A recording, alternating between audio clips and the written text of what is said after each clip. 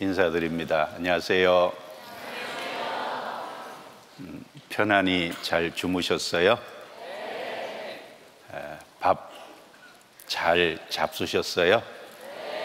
예, 감사합니다. 자, 인사를 했지만 또 인사하는 시간을 가져보겠습니다. 전쟁터의 전우는 또 다른 나의 생명이다, 이런 표현을 합니다. 그만큼 전쟁터의 전우는 자신의 생명을 위해서 아주 절대적으로 중요한 존재입니다. 우리 옆에 있는 형제 자매들이 또한 그렇습니다. 형제 자매들이 아무도 없고 나 혼자 있으면 내가 어떻게 됐을까? 내가 신앙을 바르게 지킬 수 있을까? 결코 그럴 수 없을 겁니다. 구원받고 오늘까지 여기 있을 수 있는 것도 옆에 있는 형제 자매들이 함께 하기 때문에 가능한 것일 겁니다. 그래서 사랑하는 마음으로 존중과 존경을 담아서 우리 쌍하트 해서 사랑합니다, 함께 할 수 있어서 행복합니다, 이렇게 인사해 보세요.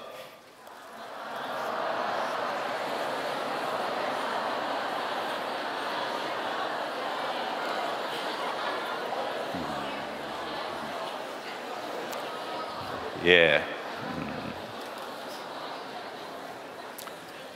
인사만 하고 있을 수는 없죠. 예, 기도하겠습니다.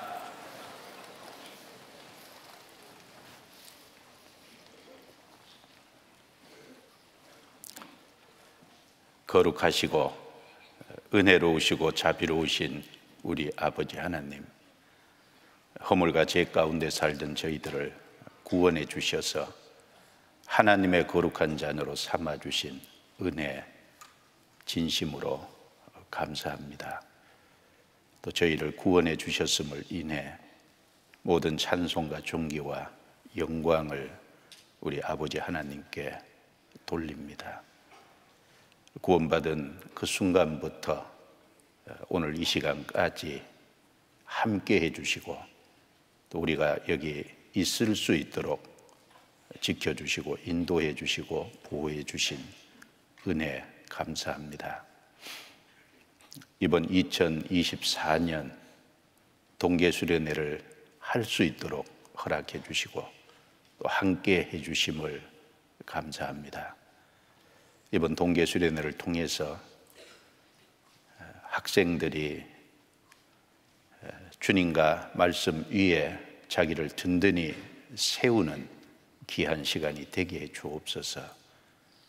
주님과 말씀 위에 자기를 굳건히 세우고 신앙을 잘 건축해 갈 수 있도록 도와주옵소서. 동계수련의 말씀을 통해서 삶의 기준과 방향을 바르게 정할 수 있도록 도와주시고 또 말씀 속에 결심과 결단할 수 있는 귀한 기회로 활용할 수 있게 도와주셔서 2024년 한 해는 더 열매 맺는 주님을 기쁘시게 하는 삶이 되게 해주시고 그로 말미암아 모든 영광을 우리를 구원하신 하나님께 돌릴 수 있도록 도와주옵소서. 2024년 한 해는 그동안 살아왔던 것보다 더 나은 한 해, 더 열매 맺는 한 해가 되게 해 주옵소서. 동계수련의 말씀을 통해 그 말씀이 마음과 심령 속에 깊이 새겨지도록 도와주시기를 간절히 의지하고 부탁합니다. 저희를 구원해 주신 주 예수님 이름으로 기도드리옵니다.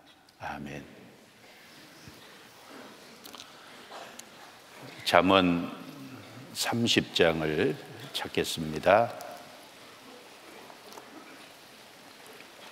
잠언 30장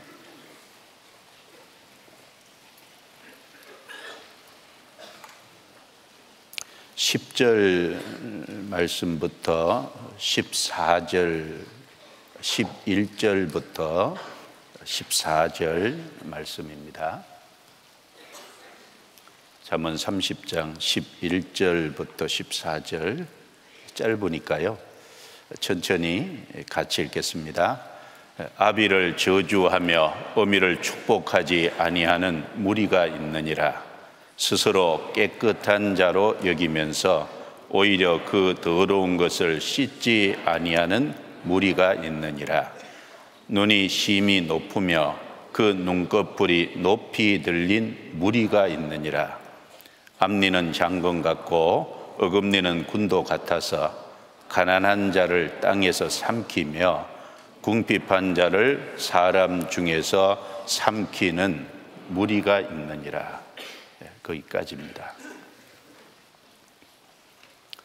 기침하시는 거 보니까 감기 들리신 분이 꽤 계신 것 같습니다. 약 잡수시고 예, 말씀에 힘받아 빨리 나으세요. 예. 어제 첫 시간 바람과 비를 주장하시는 하나님이라는 제목으로 말씀을 배웠습니다. 하나님은 우리 학생 시절에 가정을 통해서 또 학교를 통해서 하나님이 쓰실 제목으로 우리 학생들을 만들어 간다는 귀한 교훈을 배웠을 겁니다. 이번에는 이제 잠언 30장 말씀을 중심으로 배우고 있는데, 이 시간에는요, 어떤 무리에 속할 것인가 라는 제목으로 말씀을 상고하겠습니다. 여기 11절부터 14절 말씀에 반복되는 표현이 11절에도 무리가 있느니라, 12절에도 무리가 있느니라, 13절에도 무리가 있느니라, 14절에도 무리가 있느니라. 여기 네 가지 종류의 잘못된 무리에 대해서 여기 말씀을 하고 있습니다. 물론 이 네 가지 잘못된 종류의 무리를 여기 기록해 놓은 것은 이 잘못된 무리를 경계하고 그 잘못된 무리에서 구별되라라는 의미로 이 말씀을 우리에게 주신 것일 겁니다. 그러면 혼자 있으라는 말이냐? 그 잘못된 무리가 있으면 거기서 구별돼서 혼자 있어야 되냐? 물론 그건 아니죠. 잘못된 무리가 있는 동시에 올바른 무리, 좋은 무리가 있습니다. 그래서 그 좋은 무리가 어떤 무리인지를 알고 거기 소속이 분명히 돼야 될 겁니다. 그래서 이 시간 말씀을 함께 나누고 싶은 것은 잘못된 무리가 본문에 네 종류가 나와 있으니까 한번 살펴보고, 그리고 이 시대 학생들이 소속되지 말아야 될 잘못된 무리도 있을 겁니다. 이것도 좀 생각해 보고, 그러면 바른 무리, 좋은 무리가 있는데 그 바른 무리, 좋은 무리에 소속이 되기 위해서는 우리가 먼저 주님께 확실히 소속이 돼야 될 거예요.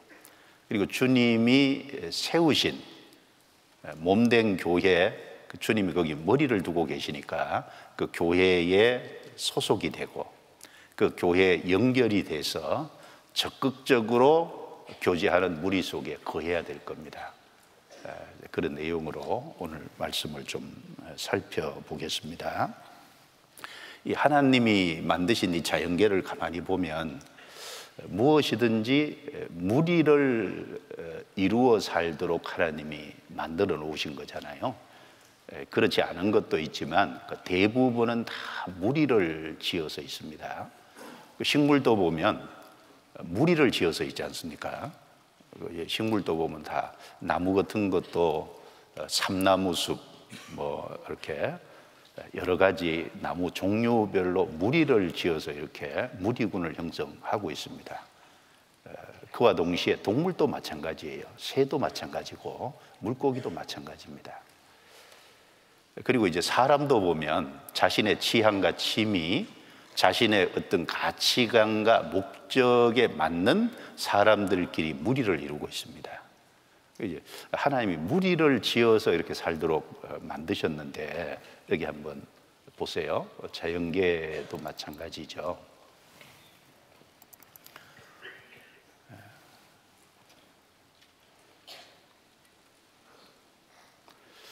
여기 이 짐승 세계도 보면 이렇게 무리를 지어 있잖아요. 수천 마리, 수만 마리 누떼인데 얼룩말도 보면 이렇게 무리를 지어서 있습니다.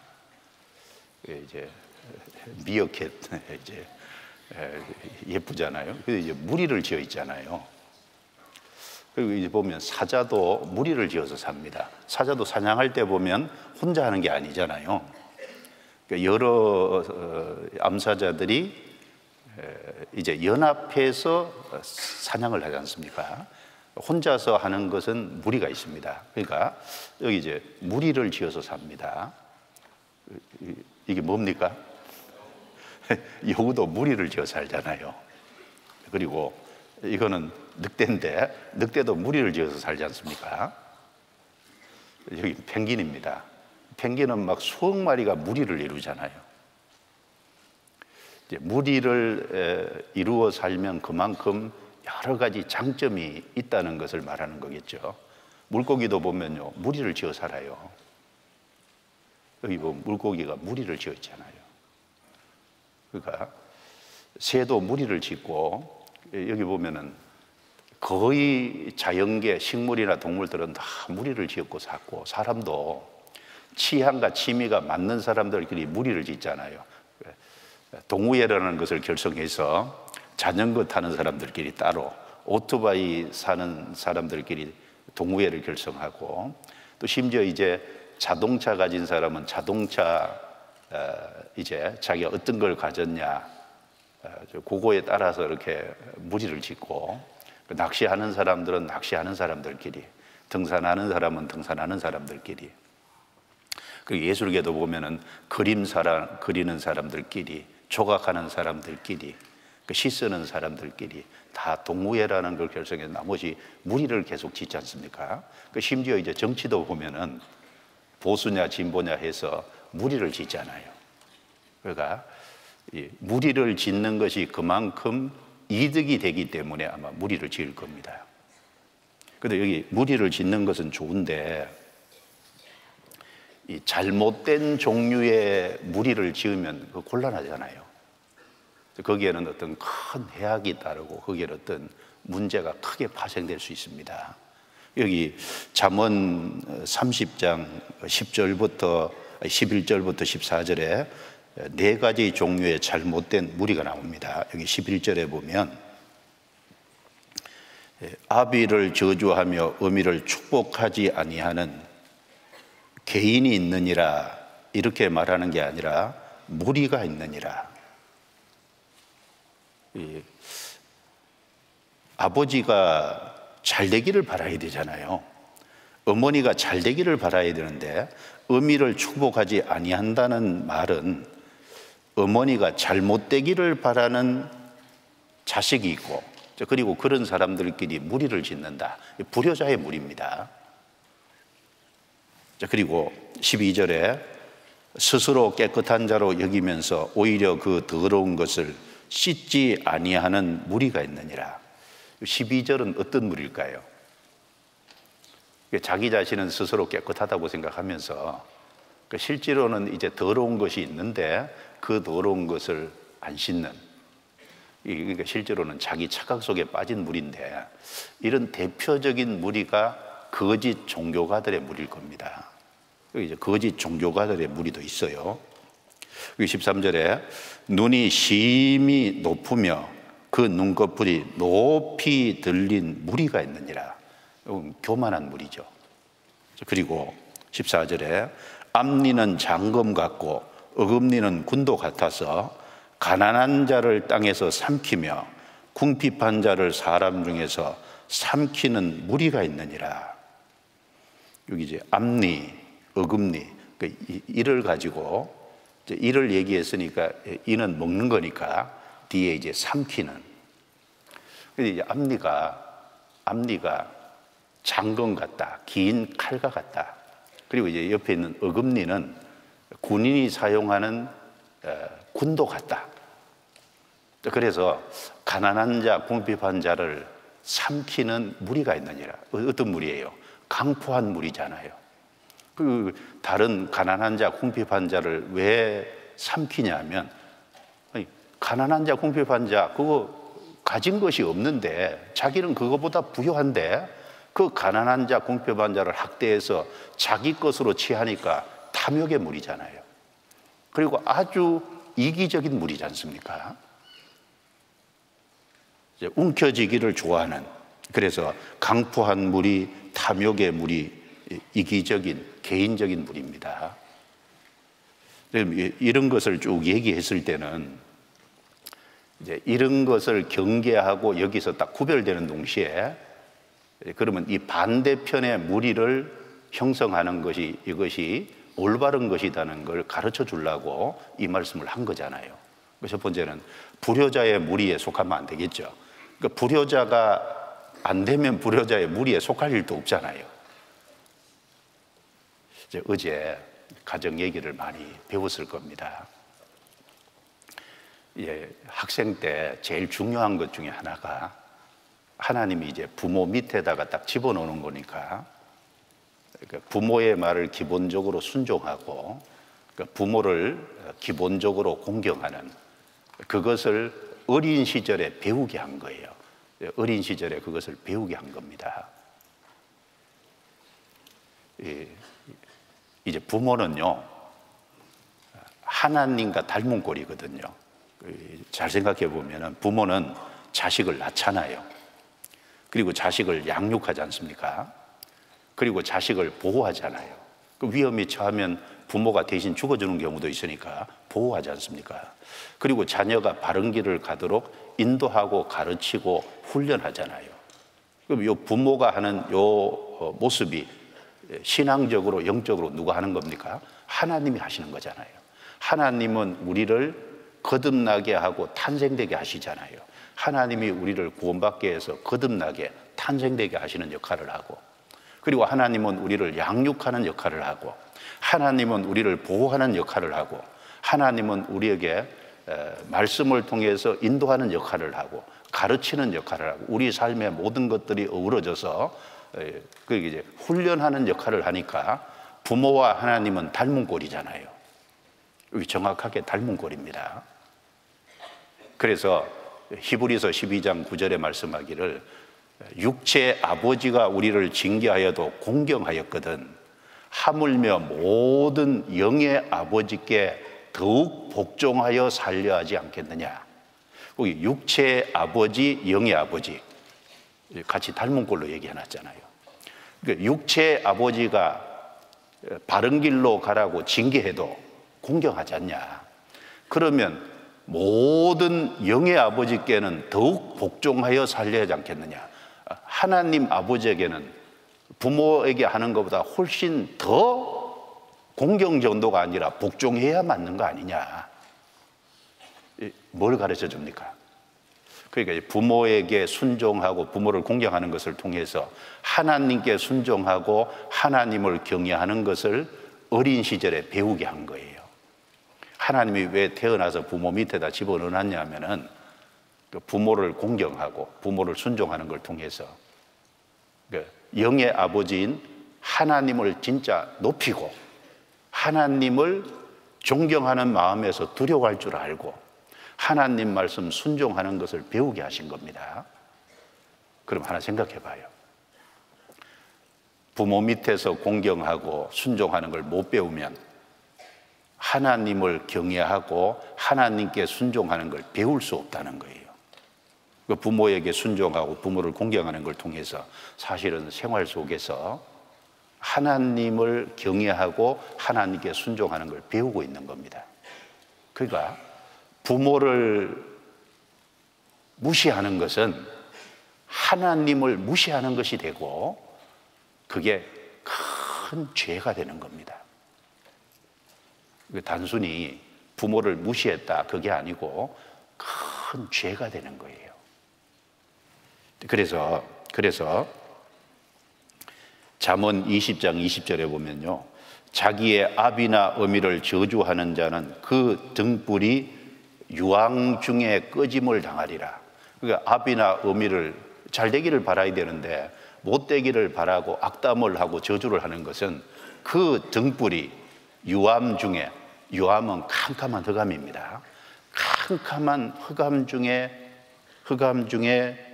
꺼짐을 당하리라. 지옥 간다는 말이잖아요.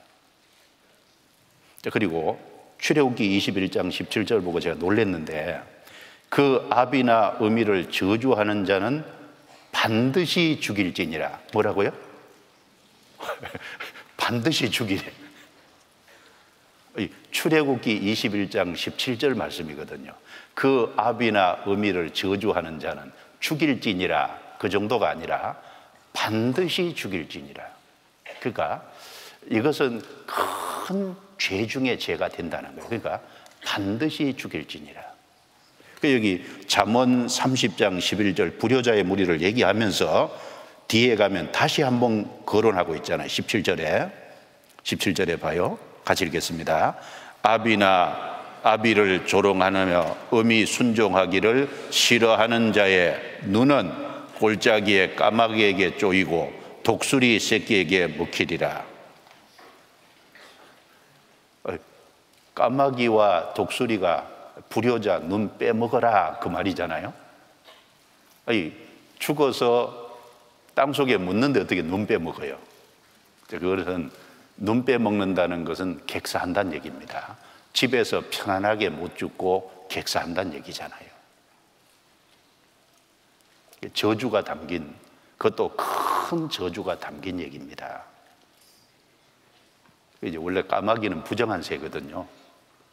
근데 까마귀가 성경에 좋은 예로 하나 나와 있는데, 열왕기상 17장에 보면 엘리야가 이제 먹을 것이 없을 때 그리 시냇가에서 그리 시냇가 물을 마시고 숨어서 동굴 속에서요, 그 까마귀가 아침과 저녁으로 고기 물어다 주는 것을 먹었잖아요. 까마귀가 양식을 물어다 줬습니다. 여러분, 새 중에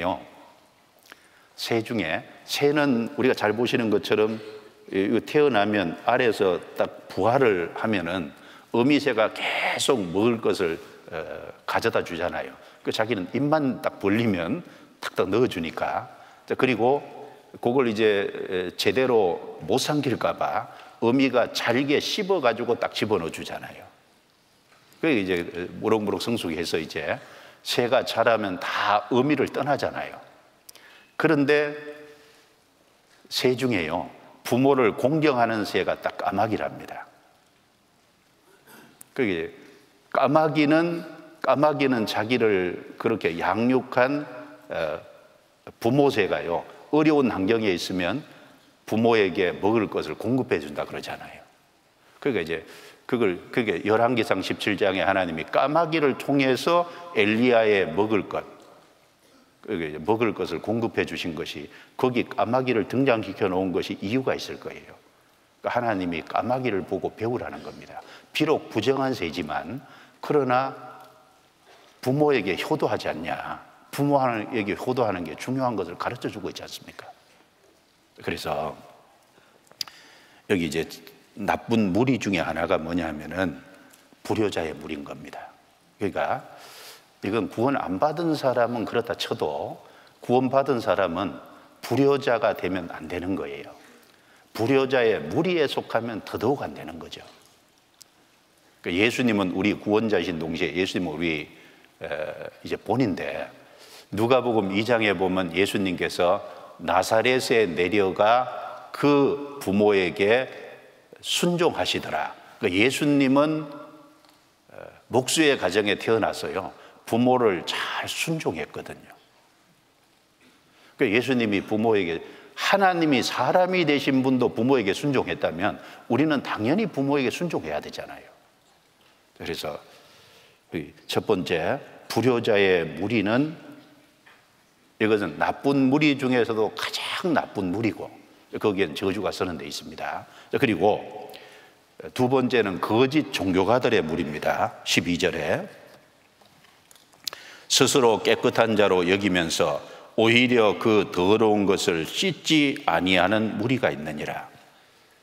그러니까 신앙을 안 가진, 종교를 안 가진 사람은 자기가 부족한 것이고 연약한 것이 있다는 걸 기본적으로 아는데, 이 거짓 종교, 여기 이제 생명이 없는데 종교를 갖고 있으면요, 시간이 지나가면서 사람들에게 잘 살아야 된다는 하나의 모습을 보여야 되니까 시간 지나갈수록 외식하게 되고 위선자가 되는 거예요. 그러니까 더러운 것을 가지고 있으면서도 스스로 깨끗한 자라고 착각하고 위선자가 되고 거짓된 자가 되는 겁니다. 여기 왜 거짓 종교가들의 무리냐 하면 성경 잠깐 보겠습니다. 예레미야 2장 여기 접고 예레미야 2장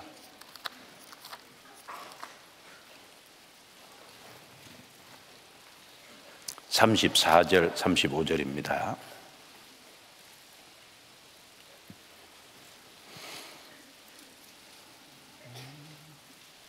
예레미야 2장 34절 35절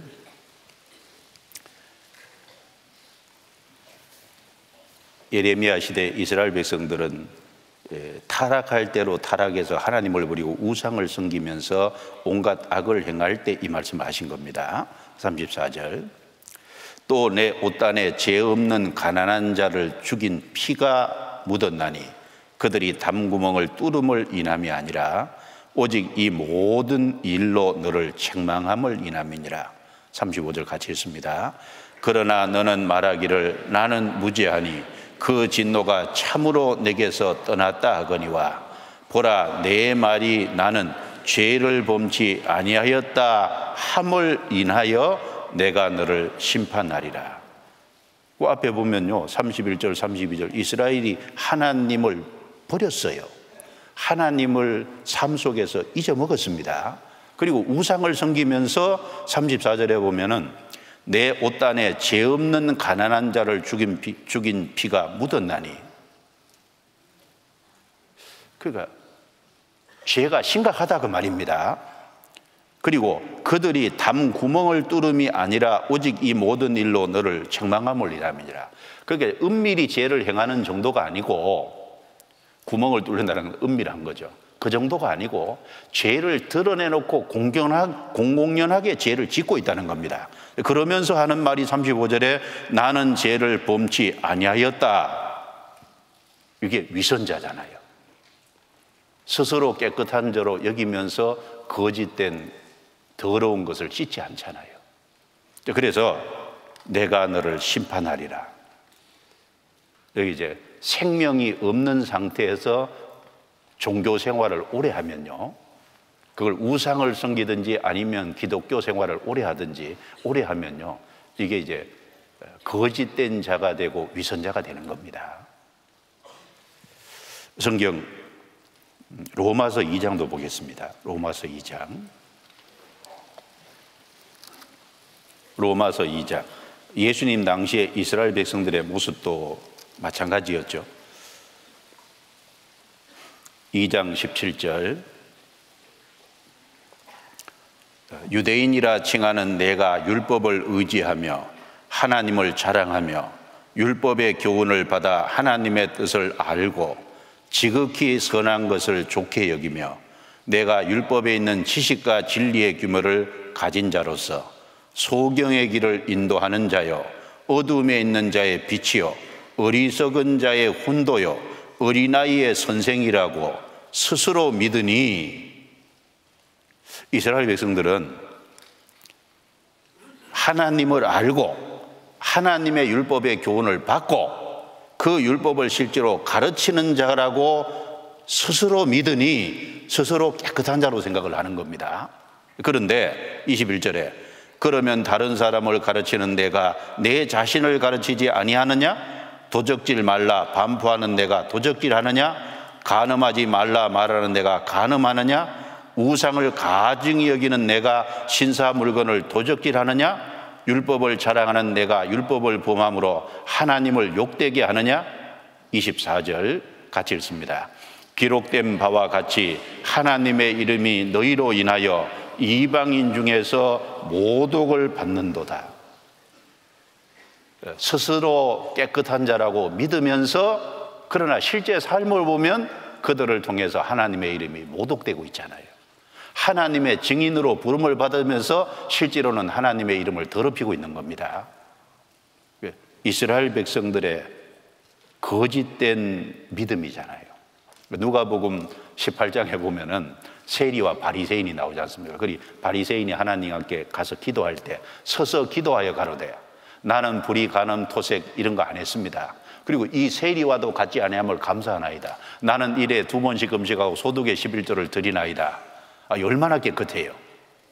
그래서 예수님 누가복음 16장 14절에 뭐라 그러셨어요? 바리새인은 돈을 좋아하는 자라. 그래서 불이 간음 토색을 안 했습니다. 그리고 세리와도 다릅니다. 일주일에 2번씩 금식하고 소득의 11조를 바칩니다.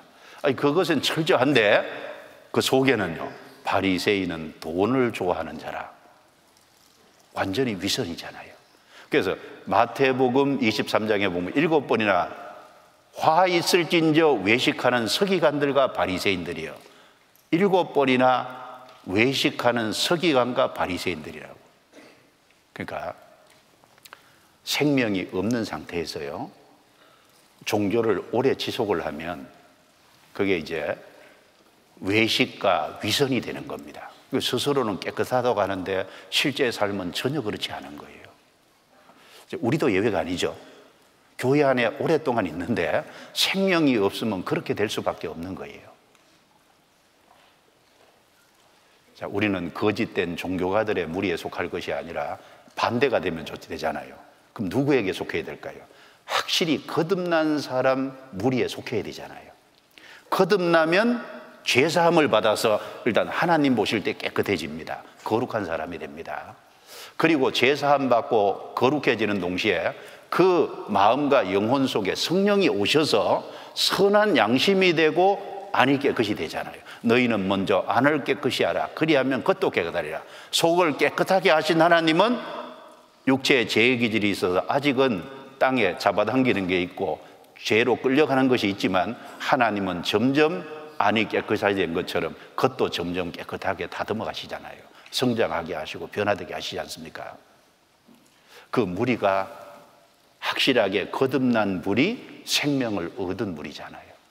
거짓 종교가들의 무리에 속할 게 아니라 거듭난 무리, 생명 있는 무리에 확실히 속해야 되는 것이 이게 하나님의 뜻입니다. 그래서 에베소서 5장 26절 27절에 보면 이는 곧 물로 씻어 말씀으로 깨끗하게 하사 거룩하게 하시고 자기 앞에 영광스러운 교회로 세우사 티나 주름 잡힌 것이나 이런 것들이 없이 거룩하고 흠이 없게 하려 하심이니라. 하나님이 구원받은 사람 무리를 이제 물로 씻는 것처럼 말씀으로 깨끗하게 하셔서 하나님 앞에 설 때는 티나 주름 잡힌 것이 없이 온전하게 바꾸고 가시잖아요. 그 거듭난 무리, 생명 있는 무리, 거기가 있을 장소잖아요. 자, 그리고 다시 잠언 30장 넘겨보겠습니다. 잠언 30장 13절 13절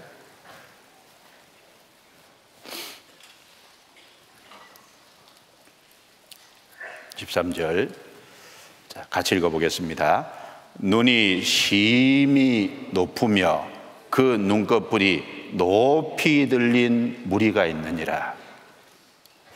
눈이 심히 높으며 눈꺼풀이 높이 들린, 위쪽만 자꾸 추구하는, 이게 이제 땅에 있으면서 육신을 갖고 있으면서 육신적으로 위쪽만 자꾸 높게 보는, 이게 이제 교만한 거지 않습니까? 교만한 무리가 있느니라. 우리가 하나 분명히 해야 될 것이 있습니다. 모든 교만은 마귀에게서 온 거고요, 모든 겸손은 예수님에게서 오는 겁니다. 그리고 또 하나 분명한 것은 교만의 끝은 가장 높인 만큼 가장 낮게 내려가는 거예요. 겸손은 가장 낮춘 만큼 가장 높아지는 겁니다. 그러니까 교만은 마귀에게서 오고 겸손은 예수님에게 오는 동시에 교만의 끝은 아래로 내려가는 거고 겸손의 끝은 위로 올라가는 겁니다. 이건 분명한 거예요. 이건 진리지 않습니까? 성경 창세기부터 요한계시록까지 그것을 항상 동일하게 얘기하고 있잖아요. 모든 교만은 마귀에게서 옵니다. 내가 교만하다, 배후에 마귀가 부추기고 있는 걸 거예요. 어떤 국가가 교만하다, 배후에 마귀가 있습니다. 성경 여기 접고요. 이사야 14장을 보겠습니다. 이 교만은 이렇게 시작된 겁니다. 14장 12절. 14장 12절. 너 아침의 아들 계명성이여 어찌 그리 하늘에서 떨어졌으며 너 열국을 엎은 자여 어찌 그리 땅에 찍혔는고. 13절부터 15절까지는 같이 읽습니다. 내가 내 마음에 이르기를 내가 하늘에 올라 하나님의 무별 위에 나의 보좌를 높이리라. 내가 북극 지폐 산 위에 좌정하리라. 가장 높은 구름에 올라 지극히 높은 자와 비기리라 하도다. 그러나 이제 내가 음부곡 구덩이에 맨 밑에 빠치우리로다. 여기 아침의 아들 계명성, 영어 번역에 루시퍼라고 나옵니다. 이제 하나님이 만든 피조물인 천사 중에 가장 아름다운 천사가 있었는데 그 하나님의 자리를 반역해서 쫓겨난 것이 마귀고 사단이 됐잖아요. 그리고 그 이름을 이제 우리가 통상 루시퍼라고 얘기합니다. 여기 보면 내가 내 마음에 이르기를 내가 하늘에 올라 하나님의 무별 위에 나의 보좌를 높이리라. 하나님의 무별 위거든요. 성경에 이제 별은 여러 천사들을 이제 별이라고 얘기한 것도 있는데 하나님이 만든 모든 피조물 천사 중에 무별 위에 자기가 그 위에 앉겠다는 겁니다. 그리고 그걸 넘어서서 북극 지폐 산 위에 좌정하리라. 그러니까 이제 하나님의 통치의 보좌가 남쪽도 아니고 동쪽도 아니고 서쪽도 아닌 여기 이제 북쪽, 여기 하나님의 보좌거든요. 하나님의 보좌에 자기가 앉겠다는 겁니다. 그리고 가장 높은 구름에 올라 지극히 높은 자와 비기리라. 하나님과 한번 대결해 보겠다는 겁니다. 그런데 이때 그럴 만도 한 것이요. 이때는 하나님이 아직 천지를 창조하지 않은 시기니까, 역사가 진행되지 않은 시기니까 이 마귀도 하나님 만든 피조물인 천사도요, 하나님이 어느 정도 능력과 권세가 있는지를 잘 몰랐던 것 같아요. 그러니까 하나님이 만만해 보인 겁니다. 그래서 하나님과 내가 한번 대결해 보겠다고. 지금은 못 그럽니다. 그래서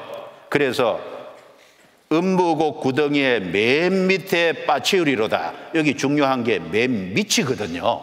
가장 낮은 곳으로 가는 겁니다.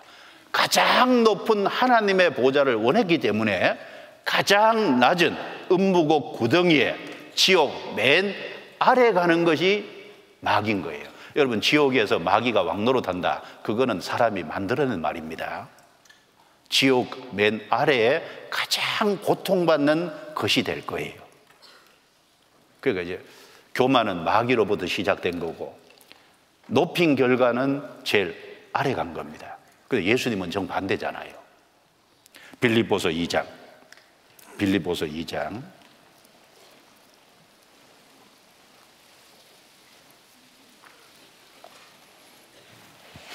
빌립보서 2장입니다. 5절부터 제가 읽어보겠습니다. 빌립보서 2장 5절. 너희 안에 이 마음을 품으라. 곧 그리스도 예수의 마음이니 그는 근본 하나님의 본체시나 하나님과 동등됨을 취할 것으로 여기지 아니하시고 오히려 자기를 비어 종의 형체를 가져 사람들과 같이 되었고 사람의 모양으로 나타나셨으며 자기를 낮추시고 죽기까지 복종하셨으니 곧 십자가에 죽으심이라. 9절부터 12절 같이 읽습니다. 이러므로 하나님이 그를 지극히 높여 모든 이름 위에 뛰어난 이름을 주사 하늘에 있는 자들과 땅에 있는 자들과 땅 아래에 있는 자들로 모든 무릎을 예수의 이름에 꿇게 하시고 모든 입으로 예수 그리스도를 주라 시인하여 하나님 아버지께 영광을 돌리게 하셨느니라. 예수님은 반대죠. 이제 가장 높으신 분이잖아요. 하나님과 동등된 분, 성삼위 하나님의 제2위인 성자 하나님인데 그 영광스러운 보좌를 버리고 땅에 피조물의 육체를 입고 성육신하시고 그것도 더 낮추셔서 가장 고통받는 십자가에까지 자기를 낮추신 겁니다. 가장 높은 분이 가장 낮은 자리까지 낮추니까 하나님이 죽으시고 부활 승천하신 뒤에 그를 지극히 높이는데 지극히 높여 모든 이름 위에 뛰어난 이름을 주셨다. 그래서 하늘에 있는 자들과 구원받고 먼저 하늘에 가 있는 자죠. 땅에 있는 자들과 땅에 있는 것은 구원받은 사람들, 구원 안 받은 사람도 있으니까. 그리고 땅 아래에 있는 자들은 구원받지 못한 지옥 간 영혼들이거든요. 그래서 모든 이름 위에 뛰어난 이름이라 그랬어요. 그래서 모든 입으로 예수 그리스도를 주라 시인하여 하나님 아버지께 영광을 돌리게 하였느니라. 지옥 간 구원받지 못한 사람도 결국은 주님의 주되심을 인정할 수밖에 없습니다.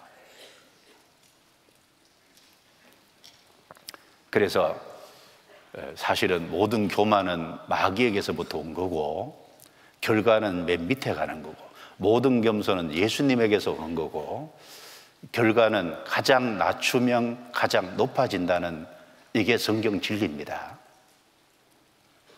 그래서 교만하면 낮아지는 거예요. 그게 이제 우리 항상 이제 주님 앞에 갈 때까지 생각을 학생들이라도 깊이 해야 되는 것이 교만하면 낮아진다. 이걸 항상 생각을 해야 될 겁니다.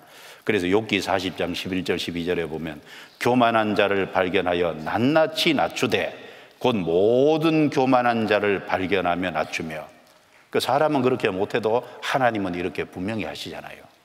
그러니까 교만한 자를 발견하여 낱낱이 낮추되 적당한 게 아니라 일일이 하나님이 교만한 자는 다 낮추는 겁니다.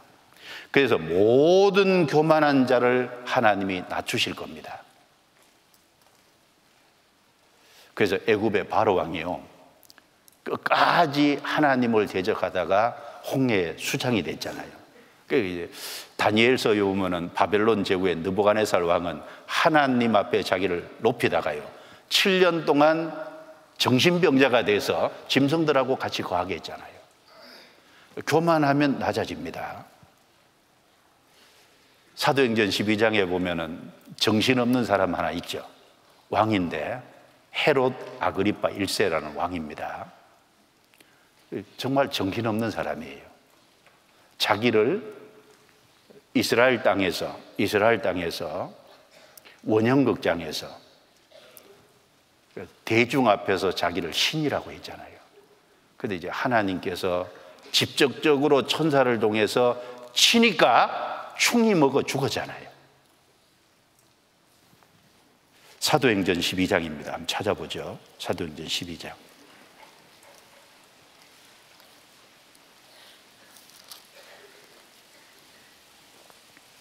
사도행전 12장 21절부터 23절입니다.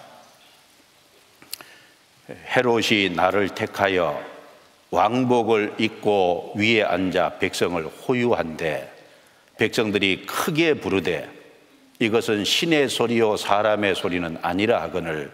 같이 읽습니다.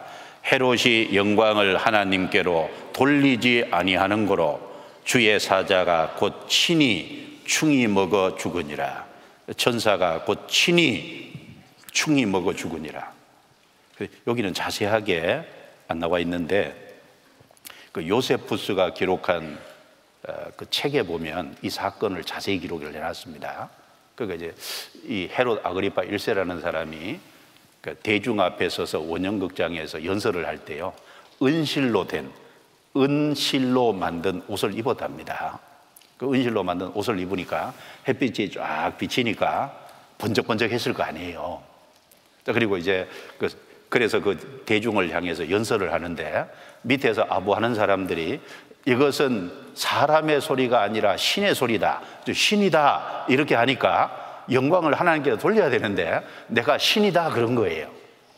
그러니까 천사가 딱 치니까요, 그 이제 연설하는 그 자리에서 복통이 일어났다. 갑자기 복통이 일어나서 연설을 더 이상 못하게 됐다고 그러잖아요. 그리고 정확하게 5일 만에 죽었다고 합니다.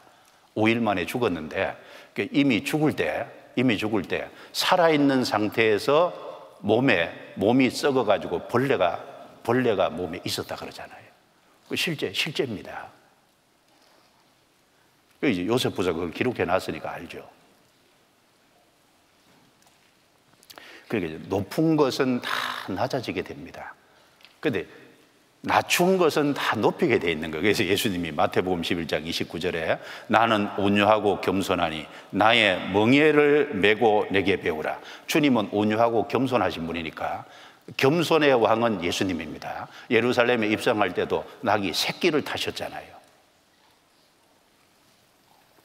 그래서 우리는 뭘 본받아야 되냐, 학생 때, 젊었을 때 가능하면 마음 낮추고, 그렇죠?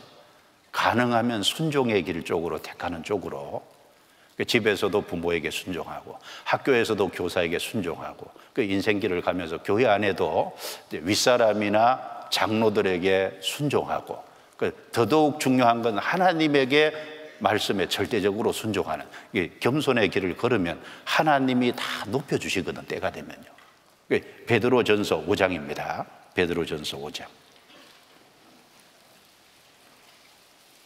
베드로전서 5장입니다.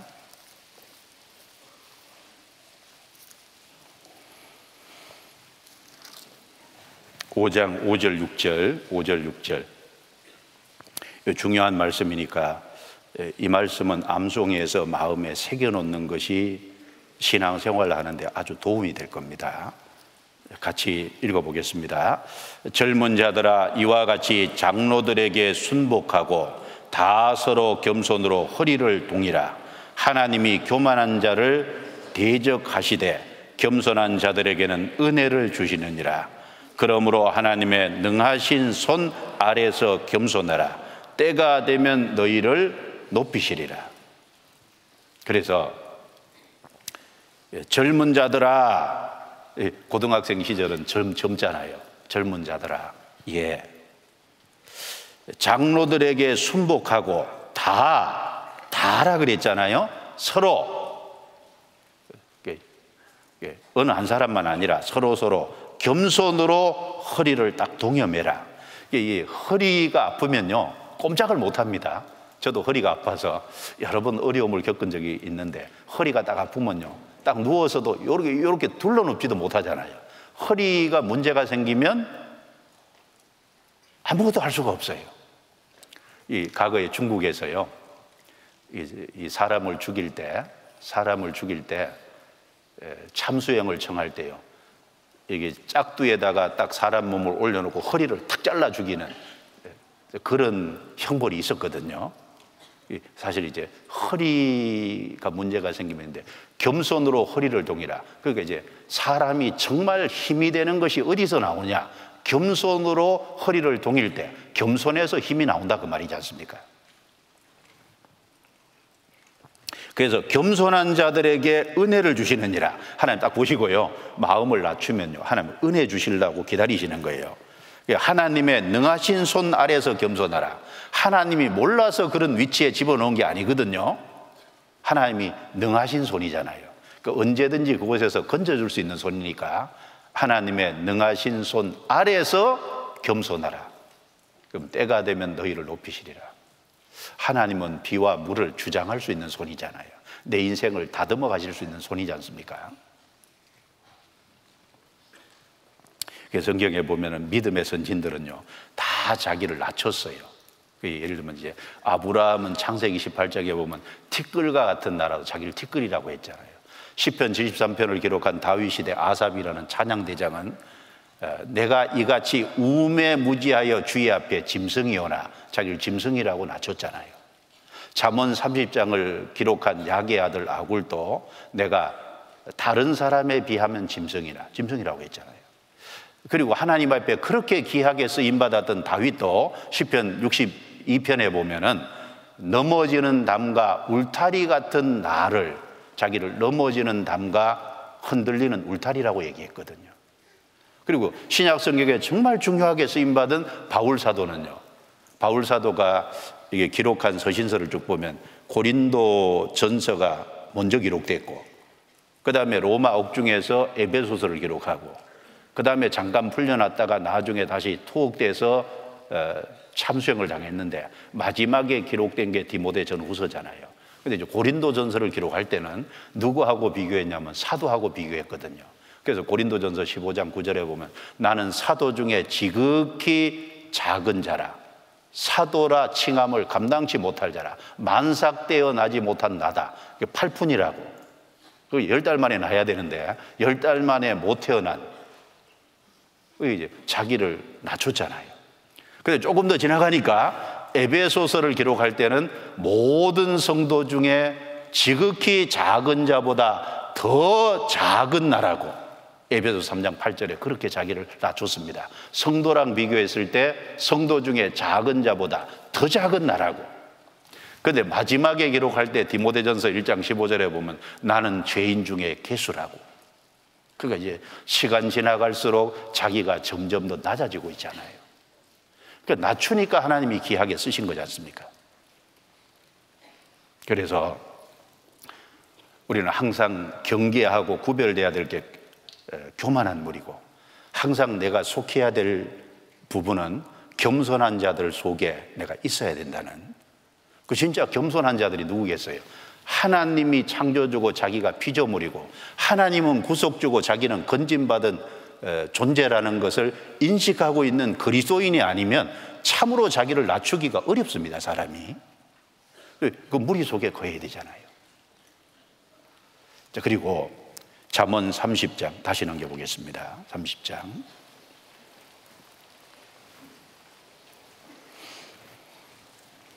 14절에 앞니는 장건 같고 어금니는 군도 같아서 가난한 자를 땅에서 삼키며 궁핍한 자를 사람 중에서 삼키는 무리가 있느니라. 강포한 무리, 탐욕의 무리, 타인을 넘어뜨리고 허는 무리, 이런 무리의 반대는요, 지족하는 무리, 이타적인 무리, 그리고 남을 세우는 무리. 이런 사람, 사실은 지족할 수 있는 것도 구원받은 사람이고, 개인주의가 아니라 다른 사람에게 자꾸 손을 펼칠 수 있는 사람도 사실은 구원받은 사람입니다. 그리고 다른 사람을 세워줄 수 있는 것도 진정한 의미에서는 구원받은 사람이죠. 그래서 이런 무리에 속해야 될 것을 말씀하고 있습니다. 우리 학생회 때예요. 지족하면 얼마나 좋아요.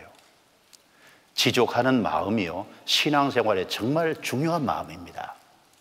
그 성경 디모데전서 6장 찾아보겠습니다. 디모데전서 6장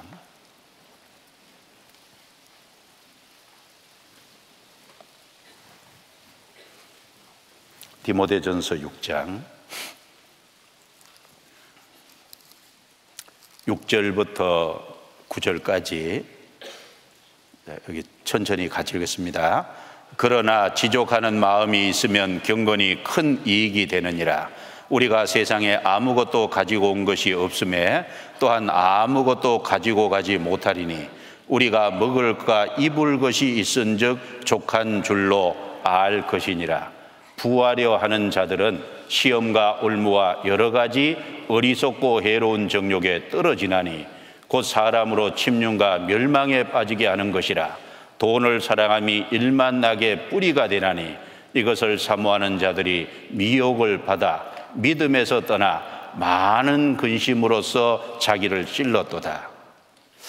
여기 6절에 지족하는 마음이 있으면 경건이 뭡니까? 하나님 앞에 신앙생활을 하는 거기에 속한 모든 것이 경건이잖아요. 지족하는 마음이 바탕이 돼 있으면 신앙생활에 큰 유익이 됩니다. 주님을 섬겨가는 데 큰 유익이 되는 거예요. 여러분, 가정에요, 가정에 가난한 집에서 내가 태어났다. 하필이면 이런 집에 태어나서 불평할 게 아니라 가난한 집에 딱 태어난 것에 대해서요, 마음을 탁 낮추면 가난한 집에서 태어났으니까요, 성실하려고 하잖아요. 열심히 해서 그걸 벗어나려고 하는 장점이 있잖아요. 부한 집에 태어나면요, 놀고 먹으니까 성실 안 해도 되거든요. 감사할 수 있잖아요. 내가 좀 외모가 못생겼다.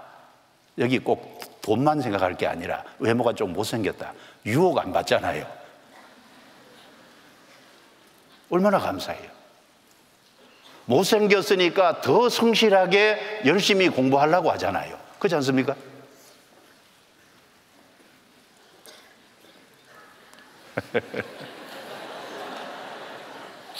내가 머리가 좀 나쁘다. 뭐 어떤 사람은 IQ 150, 160도 되는데 나이는 IQ가 120밖에 안 된다. 그러니까 이제 머리가 안 좋은 건 그것도 주님이 주신 거니까 거기 지족을 해야 되잖아요. 그러니까 머리가 나쁘니까 방법은 뭐예요? 열심히 공부하면 되잖아. 그렇죠? 머리가 좋은 사람은요, 성실히 몸에 체득되기가 어려운 거예요. 그냥 머리 좋으니까 조금만 공부해도 되니까. 근데 머리가 나쁘면 열심히 노력하고 공부하니까 공부를 잘해서 좋은 것보다도요, 학생 때 몸에 성실한 것이 체득이 되잖아요. 그걸 잘 활용하면 장점이 되거든요. 그러니까 무엇이든지 하나님이 주신 내 형편을요, 감사합니다. 지족하는 것에서 출발하면 신앙에 큰 유익이 되는 겁니다. 그래서 여기 이제 강포에서 다른 사람을 그것을 뺏어서 자기 것으로 채우는 탐욕의 무리, 이런 것이 아니라 정말 하나님 주신 것에 지족하고 최선을 다하고 나머지 것은 하나님께 맡기는. 그런데 이 탐욕, 돈에 대한 것이든지 어떤 외모에 대한 것이든지 무엇이든지 탐욕을 계속 품으면요, 그 탐욕을 품는 것 때문에 인생이 망쳐지지 않습니까? 그것 때문에 신앙이 망쳐지고 많은 근심으로서 자기를 찔러또다 그랬죠? 침륜과 멸망에 빠지게 하는 거라 그랬잖아요. 그래서 이제 가난한 집안에 태어난 것도 감사합니다. 못생긴 것도 하나님 감사합니다. 그리고 머리가 나쁘게 나를 하나님이 이 땅에 나게 해준 것도 감사합니다. 내가 키 작은 것도 감사합니다. 어쨌든 간에 주님이 내게 주신 그 환경에서 지족하는 마음 갖고 거기서부터 그럼 이걸 활용해서 어느 쪽으로 더 좋은 쪽으로 활용하면 얼마든지 좋은 쪽이 되잖아요.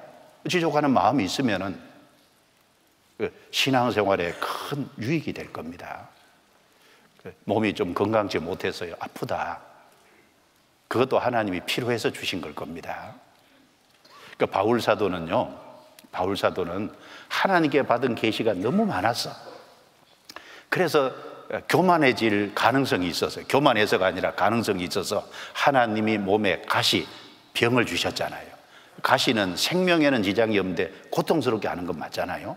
그래서 이걸 떠나기를 하나님께 3번이나 간절히 기도했더니 하나님께로서 응답이 내려오기를 내 은혜가 내게 족하다, 이렇게 내려왔잖아요. 그러니까 내가 네게 베푼 은혜가, 그게 구원의 은혜든지 아니면 육신적인 조건이든지 네게 족하다. 그러니까 다시 기도 안 했다 그러잖아요. 그리고 하나님이 주신 그것에 대해서 연약한 것을 오히려 감사했다. 왜? 이는 내가 약할 그때 꼭 강함이니라. 이렇게 말하면 어떤 학생은요, 아니 나는 계시가 없는데 병들었는데요. 여러 가지 이유가 있겠죠. 그러니까 이제 몸이 약하고 좀 내가 부실하다, 그런 것이 있어도 내 은혜가 내게 족하다고 하나님이 얘기하셨으니까 그 지족하는 마음에서부터 항상 출발하려고. 구원받았으면 가장 좋은 것을 받은 거예요. 나머지는 구원 안 받았으면 족하다 할 수 없잖아요. 구원 받았으면 족하다 그러고 거기서부터 출발해야 되는 겁니다. 그래서 이제 이기적인 무리가 아니라 이타적인 무리, 다른 사람에게 손을 펼치는, 다른 사람을 세워주는 그런 무리가 사실은 성도들이잖아요. 성도들. 그 성경 고린도전서 10장입니다. 10장. 고린도전서 10장 31절부터 33절입니다. 31절부터 33절 같이 읽습니다. 그런즉 너희가 먹든지 마시든지 무엇을 하든지 다 하나님의 영광을 위하여 하라. 유대인이나 헬라인에게나 하나님의 교회나 거치는 자가 되지 말고 나와 같이 모든 일에 모든 사람을 기쁘게 하여 나의 유익을 구치 아니하고 많은 사람의 유익을 구하여 저희로 구원을 얻게 하라. 그래서 먹든지 마시든지 무엇을 하든지 하나님의 영광이라는 곳에 목표를 맞추고, 그리고 다른 사람에게 걸림돌이 되지 말고 나의 유익을 구치 아니하고 개인주의, 이기적인 사람이 되지 말고. 여러분, 마지막이 될수록요, 디모데후서 3장 1절부터 5절에 보면요, 말세에 고통하는 때가 이르리니, 그러면 첫 번째 나오는 게 자기를 사랑하며 개인주의잖아요. 근데 여기서는요, 나의 유익을 구치 아니하고 많은 사람의 유익을 구하여 저희로 구원을 얻게 하라. 많은 사람의 유익을 구해서. 우리는 물질이 없을지라도 복음을 갖고 있잖아요. 그래서 사도행전에 보면은 베드로와 요한이요, 성전에 지나갈 때 미문에 나면서부터 안진뱅이가 구걸하고 있는데 베드로와 요한이 지나가니까 이제 손을 벌렸잖아요. 베드로와 요한이 주목해 보고요, 은과 금은 내게 없거니와 내게 있는 것으로 내게 주노니 나사렛 예수 그리스도의 이름으로 걸으라. 벌떡 일어났잖아요. 주님이 있잖아요. 우리는 주님의 복음이 있고 주님이 있습니다. 우리가 나눠줄 수 있는 것이 있는 거예요. 요한복음 20장 23절에 너희가 네 죄든지 사하면 사해질 것이요 네 죄든지 그대로 두면 그대로 있으리라. 야, 이거 엄청난 거잖아요. 사하면 사해진대요. 그대로 두면 그대로 있답니다. 무슨 말입니까? 우리가 복음을 통해서 전도해서 그 사람이 깨우치게 도와주면 그 사람의 죄가 사해지잖아요. 근데 전하지 않고 가만히 내버려두면 그 사람 죄가 그대로 있잖아요. 참, 우리는 엄청난 것을 갖고 있는 존재입니다. 그래서 구원받기 전에는요, 웅킨 모습일지라도 구원받은 이후에는 자꾸 나눠주는 사람이 돼야 됩니다. 창세기 49장을 찾아보겠습니다. 창세기 49장. 창세기 49장 27절. 27절.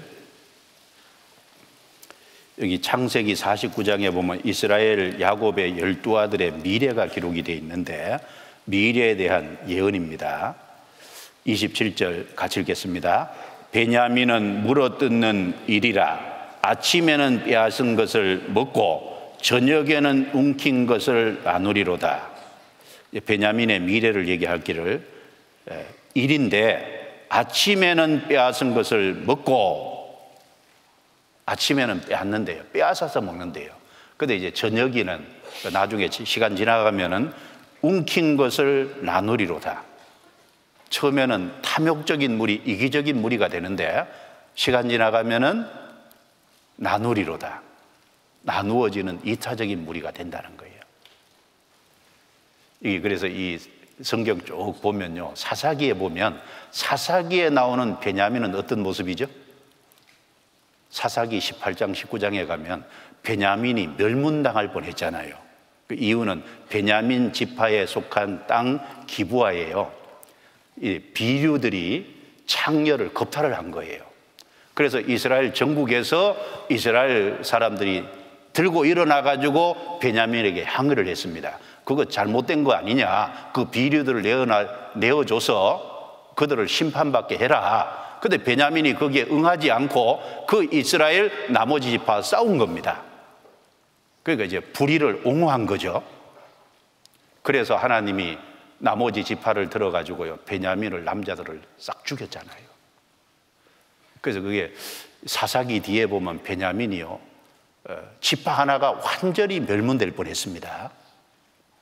그런데 나중에는 어떻게 했어요? 베냐민이 시간 지나가면서 남유다와 북이스라엘 10지파, 남쪽에 남유다 하나, 이 지파가 나누일지 하나님의 뜻은 남유다에 있잖아요. 근데 베냐민이 사실은 북이스라엘 열지파에 속했는데 나중에 남유다 쪽에 가세해가지고 유다와 베냐민이 남유다를 형성하지 않습니까? 하나님이 원하시는 쪽으로 갔죠. 그래서 역할을 하고 나누는 역할을 할 수 있었잖아요. 여기 베냐민의 미래를 정확하게 내다보고 여기 예언을 한 겁니다. 그대로 됐습니다. 사실 우리 삶에서 교훈받으면 구원받기 전에는 움킨 삶이었다면 구원받은 이후에는 베푸는 삶이 돼야 돼요. 더 이상 세상 것에 욕심을 가지면 안 되죠. 세상 것에는 그냥 만족을 해야 돼요. 세상 것에 그게 물질이든지 아름다움이든지 기어코 몸을 뜯어 고쳐가지고 성형수술까지 해서 아름답게 만들려고 하면 문제잖아요. 욕심요. 뭔가 움켜잡은 걸 딱 낳으면 살거든요. 신앙적으로 지족하는 마음을 가지면 딱 사는데 움켜잡으면 망하는 거예요. 여러분, 원숭이 잡는 쉬운 방법 있다 그러잖아요. 원숭이가 좋아하는 걸 이렇게 구멍을 파서 탁 넣어놓으면요, 그 이제 들어갈 때는 편손이 들어갈 수 있도록 이렇게 딱 하는데 움켜잡으면 나오지 못하는 조그만 구멍을 만든 거예요. 그 안에 원숭이가 좋아하는 거 딱 집어넣으면 원숭이가 손을 넣어서 꼭 딱 집으면요, 짚고 있는 동안에는 안 빠지잖아요. 그래서 사람이 와서 자기를 잡아갈 때까지 안 논답니다. 여기 한번 봐요. 이게 우리 신앙에 좀 좋은 교훈이 될 것 같습니다. 여기 보세요.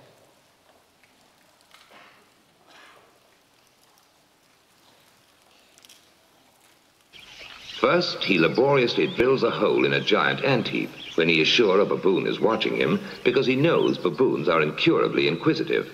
Next, he puts some wild melon seeds into the hole and works them in so that they drop into a hollow.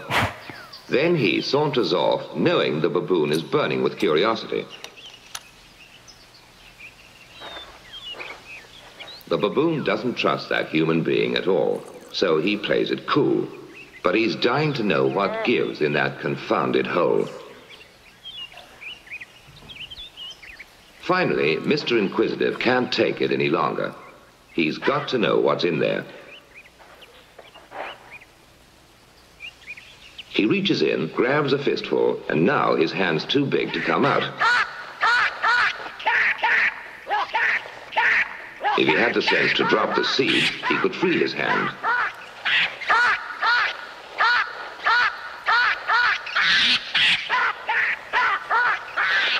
Now he lets go when it's too late.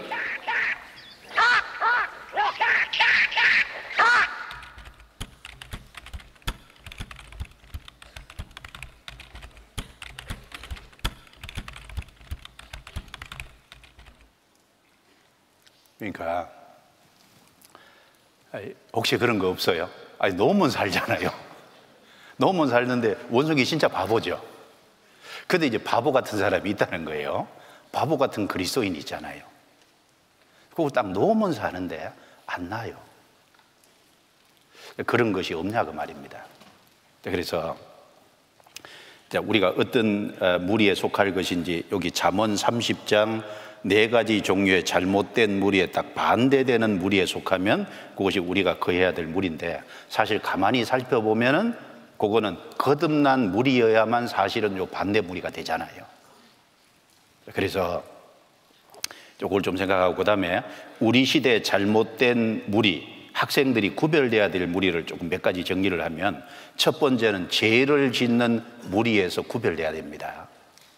사실 예레미야 5장 25절에 보면 너희 죄가 너희에게 오는 좋은 것을 막았느니라.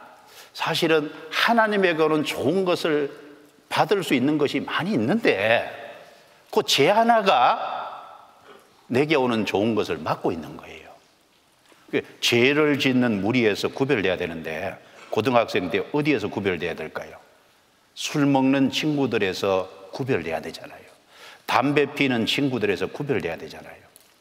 남을 괴롭히는 일진이라는 무리에서 구별돼야 되잖아요. 그러니까 이제 남을 괴롭히는 거기에서 만족하고 즐거움을 찾는 그 무리가 있다면 진짜 잘못된 무리잖아요. 거기에서 구별이 돼야 됩니다. 그리고 학생들 중에는 어울려 다니면서 슈퍼 같은 데 들어가서 남의 것을 도적질하는 걸 즐기는 무리가 있어요. 남의 것을 빼앗는 남의 것을 도적질하는 그 무리에서 구별돼야 되잖아요. 그리고 이 고등학생 정도 되면요, 이성 친구가 대부분 있다 그럽니다. 이성 교제를 좋아하는 그 무리 그룹에서 구별돼야 되잖아요. 그룹 미팅, 그룹 이성 교제 이런 거 쫓아다니면 안 되잖아요. 구별돼야 됩니다.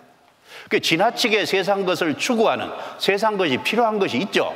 그러나 지나치게 세상 것을 좋아하고 추구하는 그런 무리에서는 반드시 구별이 돼야 되잖아요. 죄를 짓는 무리에서 구별돼야 됩니다. 그리고 두 번째는 인터넷에서 그룹으로 연결되는 걸 주의할 필요가 있어요.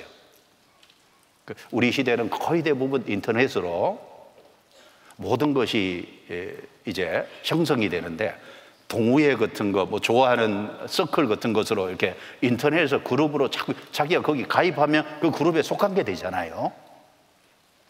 예를 들면 그런 무리가 뭐 게임 좋아하는 무리라든지 여러 가지 동호회라든지 스포츠 어떤 그룹이라든지, 특별히 이제 아이돌 쫓아다니는 연예인 그룹이라든지 뭐 이런 걸 좋아하는 그 그룹 같은데 인터넷으로 거기에 가입을 했다 자기도 모르게 나중에 엉뚱하게 연결돼서 잘못된 길로 가는 친구들이 있거든요.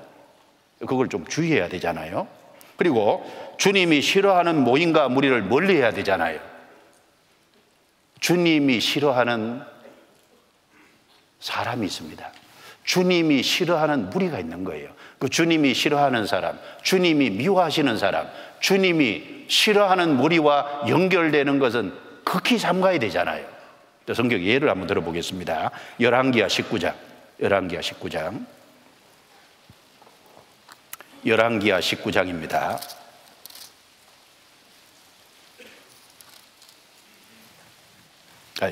역대하 19장이죠. 역대하 19장. 죄송합니다.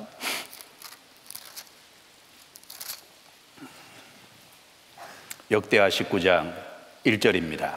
유다왕 여호사밧이 평안히 예루살렘에 돌아와서 그 궁으로 들어가니라. 하나님의 아들 선견자 예후가 나가서 여호사밧 왕을 맞아 가로되, 왕이 악한 자를 돕고 여호와를 미워하는 자를 사랑하는 것이 가하니까? 그러므로 여호와께로서 진노하심이 왕에게 임하리이다. 그러나 왕에게 선한 일도 있으니 이는 왕이 아세라 목상들을 이 땅에서 없이 하고 마음을 오로지 하여 하나님을 찾음이니이다 하였더라. 여호사밧 왕은요, 우상에서 철저히 구별이 되고 하나님을 구하고 하나님을 찾는 선한 왕이었어요. 근데 이 선한 왕인데 잘못된 행동한 것 중에 하나가, 북이스라엘 아합 왕은 하나님을 등진 사람이잖아요.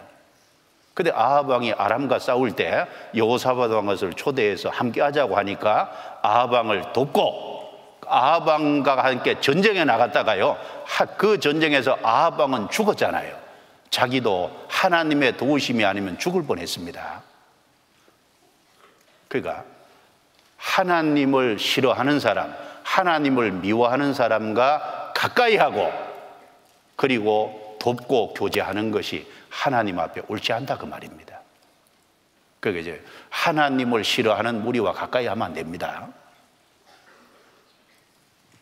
21장입니다. 20장 여기 경고를 받았는데 여호사밧 왕이 또 똑같은 행동을 해요.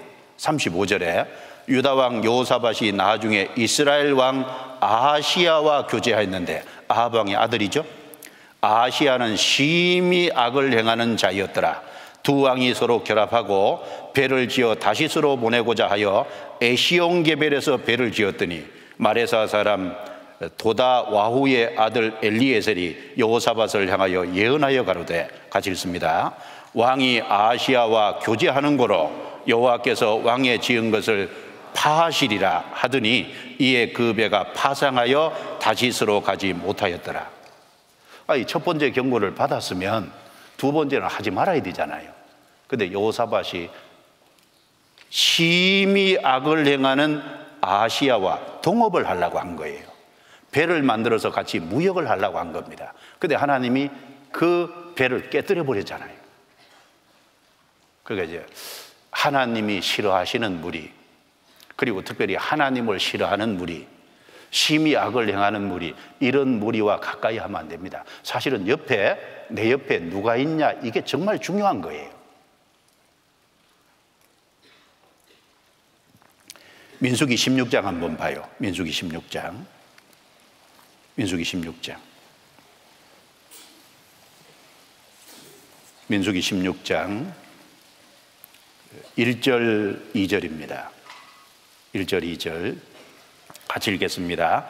레위의 증손 고핫의 손자 이스할의 아들 고라와 르우벤 자손 엘리압의 아들 다단과 아비람과 벨렛의 아들 온이 당을 짓고 이스라엘 자손 총의 택함을 받은 자 곧 회중에 유명한 어떤 족장 250인과 함께 일어나서 모세를 거스리니라. 광야에 있을 때 일인데, 여기 잘 보면 레위의 증손 고핫의 손자 이스할의 아들 고라예요. 그러니까 고핫의 손자 이스할의 아들 고라, 그리고 르우벤 자손 엘리압의 아들 다단과 아비람, 벨렛의 아들 온, 여기 같이 무리를 지어서 회중의 족장 250명과 같이 모세를 거스렸어요. 근데 여기 지도를 봐요. 여기 광야에 있었던 일인데 여기 한번 보세요. 우리에게 아주 중요한 교훈을 줍니다. 광야에 진을 칠 때 이렇게 쳤거든요. 그러니까 제일 가운데 성막이 있고, 그 다음에 바로 옆에는 레위 지파가 진을 친 거예요. 그 다음에 이스라엘 12지파가 동서남북으로 3지파씩 진을 친 겁니다. 여기 잘 보시면 레위의 무라리 자손들이 이쪽으로 치고, 게르손 자손들, 모세와 아론 제사장 지파가 이쪽에 진을 쳤습니다. 문 쪽에 진을 친 거죠. 성막 문 쪽에.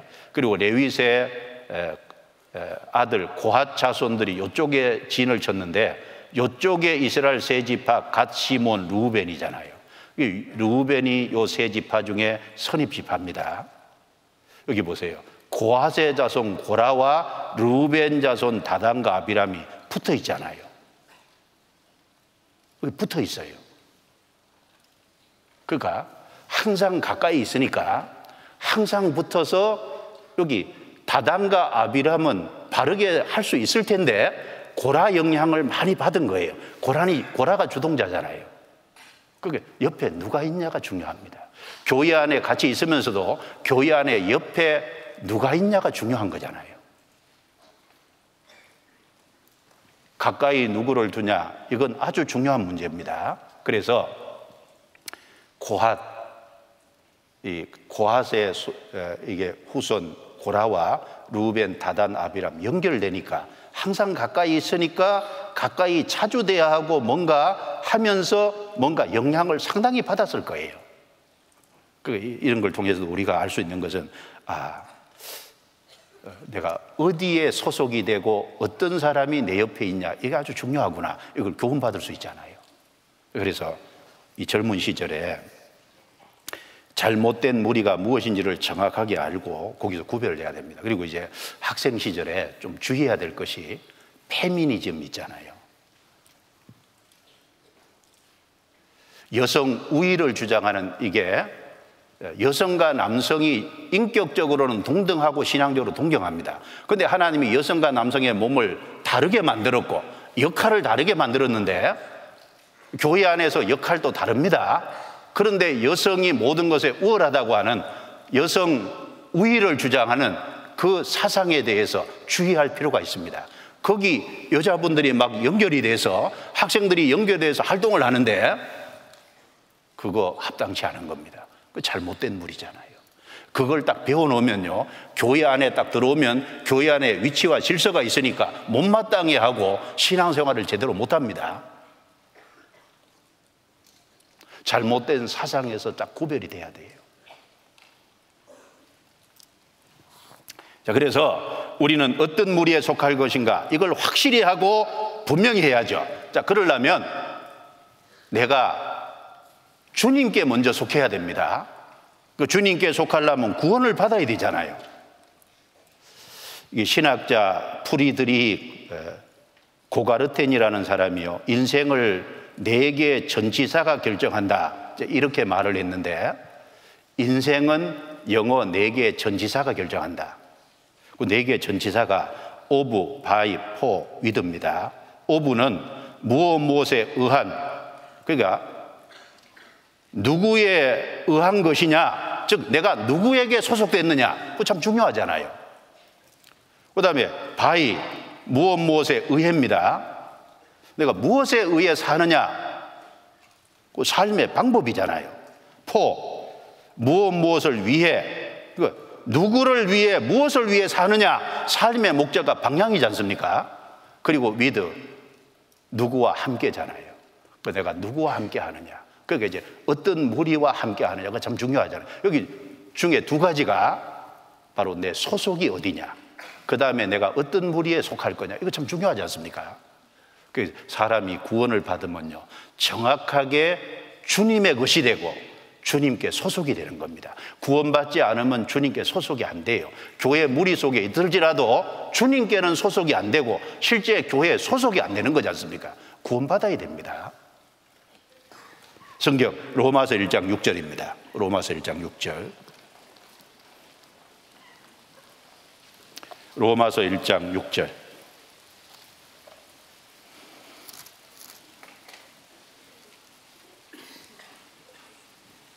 로마서 1장 6절 같이 읽습니다.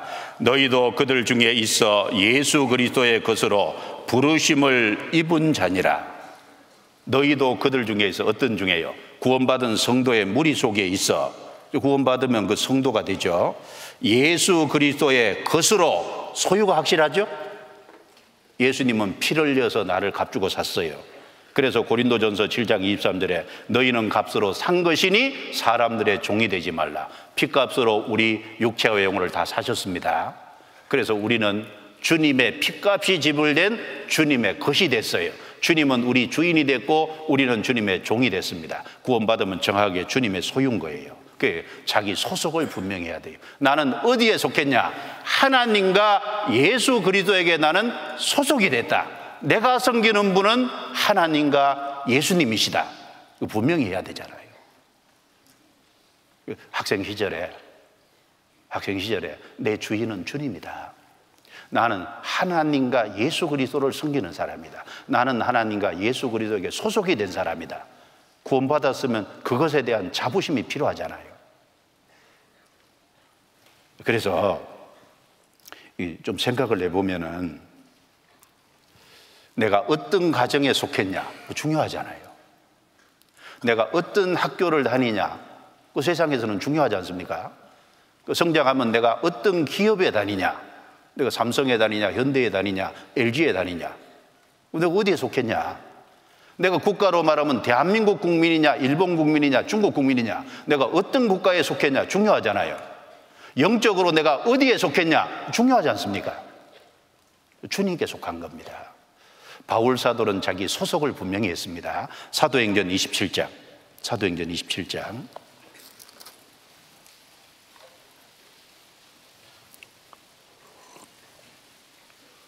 사도행전 27장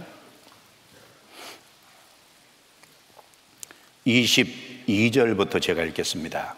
내가 너희를 구원하노니 이제는 안심하라. 너희 중 생명에는 아무 손상이 없겠고 오직 배뿐이리라. 나의 속한 바 곧 나의 섬기는 하나님의 사자가 어젯밤에 내 곁에 서서 말하되 바울아 두려워 말라. 내가 가이사 앞에 서야 하겠고 또 하나님께서 너와 함께 행선하는 자를 다 내게 주셨다 하였으니 그러므로 여러분이여 안심하라. 나는 내게 말씀하신 그대로 되리라고 하나님을 믿노라. 그러나 우리가 한 섬에 걸리리라. 여기 바울 사도가 미결수의 몸으로요, 제수로 로마로 압송돼 가는 배 안에 있는 상황에서 큰 풍랑을 만나서요, 배가 깨어지게 되고 살 소망이 없어졌어요. 그런데 하나님께서 천사를 보내서 바울에게 용기를 주셨습니다. 그 내용을 배 안에 있는 사람들에게 여기 옮기는 과정 속에서 이게 바울의 간증이고 고백이잖아요. 여기 23절에 나의 속한 바 곧 나의 섬기는 하나님의 사자가, 바울은 믿지 않는 이방인들에게 나는 하나님께 속했다, 나의 속한 바, 무슨 말입니까? 내가 속해 있는 나의 성기는 하나님이라 그랬어요. 나는 하나님께 속한 사람이다. 그 당시에 많은 우상, 많은 종교를 섬기고 있잖아요. 나는 하나님께 소속이 된 사람이다. 근데 하나님이 내게 약속을 했다. 내가 로마 황제 앞에 서야 되겠다고 약속을 했다. 그리고 이 배는 상하지만 배 안에 있는 276명 한 사람도 안 죽는다고 내게 약속했다. 나는 내게 말씀하신 그대로 되리라고 하나님을 믿는다. 여러분, 이건 정말 담대한 간증이잖아요. 우리가 믿지 않는 불신자 앞에 떳떳해야 됩니다. 나는 하나님께 속했다. 예수님이 나를 값주고 사셨고 나는 주님께 속했다. 이걸 분명히 해야 되잖아요. 이 세상에 많은 나라가 있는데 영적으로는 하나님의 나라와 마귀의 나라 두 개밖에 없습니다. 다윗 시대에 다윗의 나라, 사울의 나라. 결국은 사울은 약해가고 다윗은 점점 강성해 다윗이 왕이 됐잖아요. 이 시대 두 나라밖에 없습니다. 우리는 하나님께 속한 거예요. 온 세상은 악한 자 안에 처한 것이며 우리는 하나님께 속했습니다. 그래서 구원받아서 소속이 주님께 속한 것이 확실하면 그 다음에 어떻게 될까요? 그 다음에는 교회 무리 속에 거하고, 그리고 교회 안에, 여기 학생들이잖아요.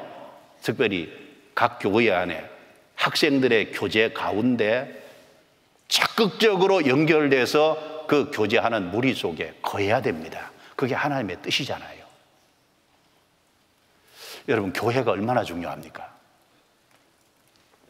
보세요. 이제 구원받은 우리 개인은 이 몸으로 말하면 몸의 지체고, 그리고 구원받은 사람 전체는 몸이고, 그리고 그 몸의 머리는 예수님이신데 그 교회 안에 주님이 머리로 계시잖아요. 그 교회에 주님이 복음을 맡겼잖아요. 그 교회 안에서 구원받은 사람을 치료하고 양육해 가시잖아요. 그 교회를 통해서 세상에 복음을 전하시잖아요. 내가 그 교회 안에 연결이 돼야 됩니다. 교회의 중요성을 알고 교회를 사랑하고 교회에서 형제 자매들과 교제하기를요 즐거워해야 돼요. 그게 우리가 해야 될 일입니다. 성경 에베소서 1장을 보겠습니다. 에베소서 1장. 에베소서 1장.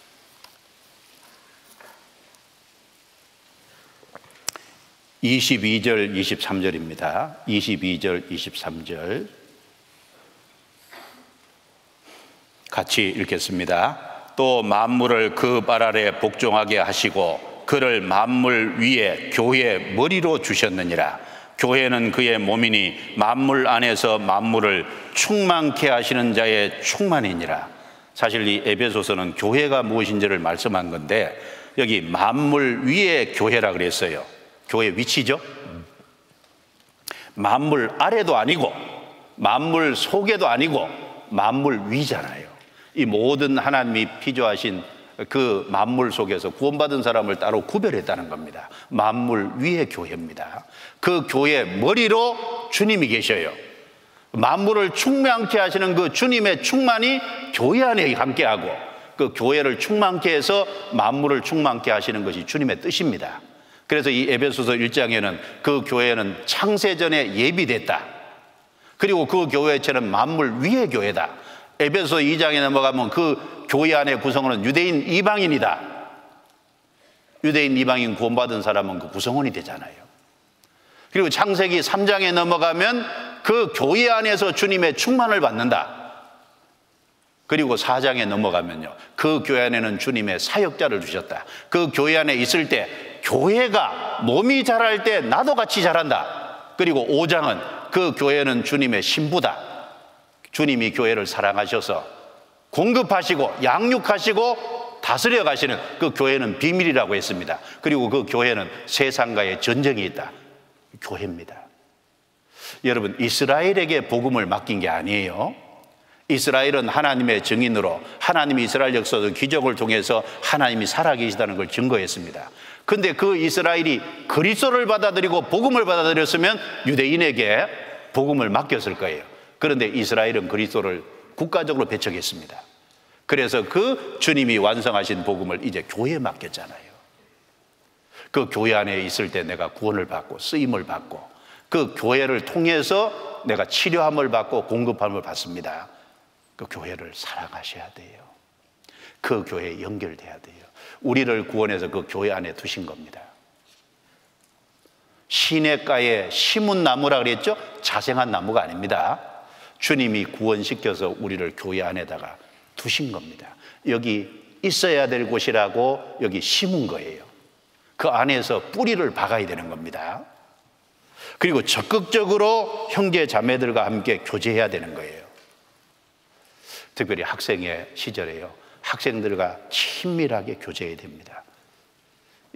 그래서 교회 안에서 교제할 때요, 거기서 공급을 받고 열매 맺는다 그랬잖아요. 요한복음 15장에 보면 포도나무와 가지 비유인데, 가지로 포도나무에 붙어 있을 때 올라오는 진액을 받고 열매 받아요. 그러니까 이제 공급을 받고 열매 맺고, 그 다음에 교제할 때 거기서 영적인 기쁨과 감사가 충만케 되고, 교제 안에 있을 때 같이 간증하고 같이 생활함으로 믿음과 봉사 가운데서 서로 믿음을 확인하고 같은 목적을 위해서 살아가는 걸 통해서 위로를 받죠. 이번에 여기 동계수련회 와서도 서로 간증하는 속에서 이렇게 구원받은 사람이 많이 있고 간증하는 걸 듣고 그 안에 같은 믿음이고 같은 목적을 위해서 살아간다고 하는 것을 느낄 때 큰 기쁨과 위로가 되잖아요. 위로가 됩니다. 그리고 이 교회 안에 있을 때 하나님이 이루어가는 선이 무엇인지를 알아요. 그리고 이 교회 안에 있을 때 내가 자라가요. 성장해 갑니다. 성경 빌레몬서 1장 찾아보겠습니다. 빌레몬서 1장. 성경 빌레몬서 1장입니다.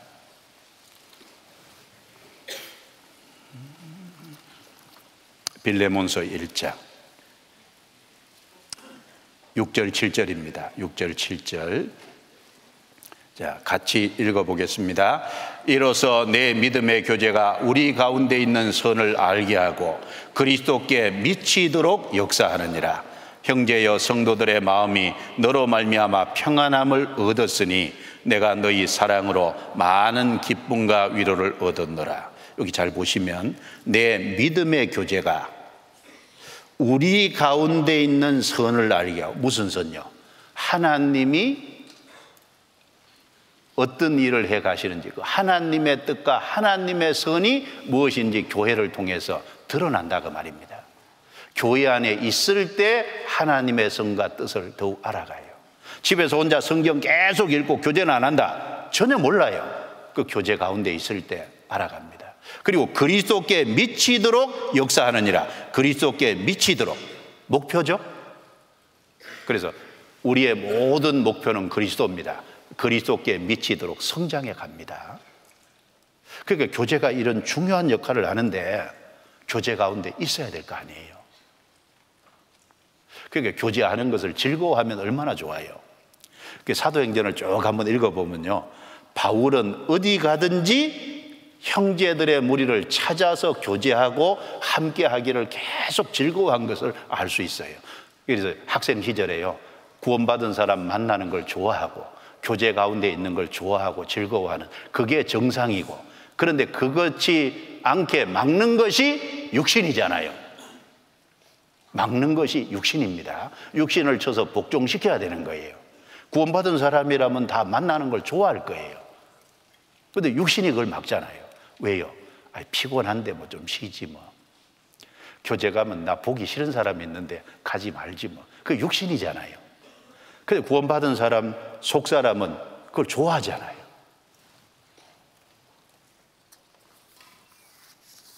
그리고 특별히요, 특별히 신앙이 좋은 친구들에게 둘러싸여야 됩니다. 교회 안에 좀 제가 말하는 걸 잘 들어보세요. 교회 안에는 아직 구원받지 못한 학생이 있어요. 그리고 구원을 받아서도 세상의 것을 못 정리한 학생이 있어요. 그 신앙이 성장하고 좋은 학생들이 있어요. 누구하고 어울려야 돼요? 구원받지 못한 학생들하고 어울리면 안 됩니다. 그리고 구원받았지만 아직 세상의 것을 정리하지 못하는 친구들은요, 내가 도와줘야 될 친구들이에요. 그렇지 않습니까? 누구하고 어울려야 되냐면 교회 안에서도 특별히 신앙이 좋고 주님 뜻 가운데 살아가려고 애쓰는 친구들이 있잖아요. 형제 자매들. 그런 형제 자매들 주변에 내가 둘러싸여 있어야 되거든요. 그래야 내 신앙이 좋게 발전하는 겁니다. 교회 안에 있다고 아무하고 막 어울리면 안 됩니다. 교회 안에 구원 안 받던 학생들이 있어요. 교회 안에 신앙이 구원은 확실한데 세상 것을 정리 못한 학생들이 있어요. 성장한 학생들이 있어요. 성장한 학생들 주변에 둘러싸여야죠. 성경 시편 142편을 보겠습니다. 시편 142편.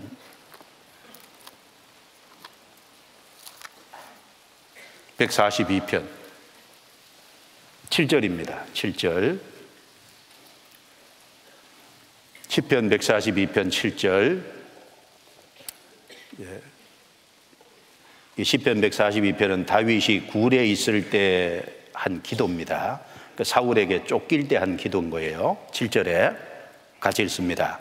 내 영혼을 옥에서 이끌어내사 주의 이름을 감사케 하소서. 주께서 나를 후대하시리니 의인이 나를 두리르로다. 여기 이제 다윗의 소원이잖아요. 지금은 비록 어려운 가운데 있지만 하나님 자기를 틀림없이 건져주셔서 하나님께 감사하게 할 거다. 주께서 나를 후대하시리니, 그리고 주님이 틀림없이 나를 후하게 대접하실 것이다. 그 중에 하나가 의인이 나를 둘러싸리라. 두루리다 그 말은 의인이 나를 둘러싸이다. 그 말이 뭐예요? 내가 의인의 무리 가운데 있을 것을 소원한다 그 말이잖아요. 다윗은 그걸 소원해. 지금은 비록 악인들이 둘러싸서 목숨이 위태위태한 가운데 있지만 후에는 자기가 의인들의 무리에 둘러싸여 있을 거다. 의인들 건강한 무리 속에 자기가 있을 것을 소원하는 기대잖아요. 우리가 뭘 기대해야 되겠어요? 새해 구원받고 신앙생활을 잘하는 무리 속에 내가 좀 둘러싸여야 되겠다. 그런 친구들을 많이 사귀어야 되겠다. 그런 마음을 가져야 맞잖아요. 에베소서 3장 17절입니다. 에베소서 3장 17절.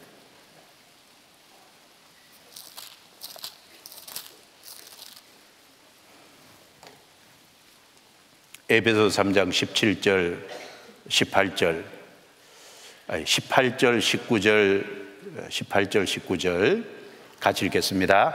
능히 모든 성도와 함께 지식에 넘치는 그리스도의 사랑을 알아 그 넓이와 길이 높이와 깊이 어떠함을 깨달아 하나님의 모든 충만하신 것으로 너에게 충만하게 하시기를 구하노라.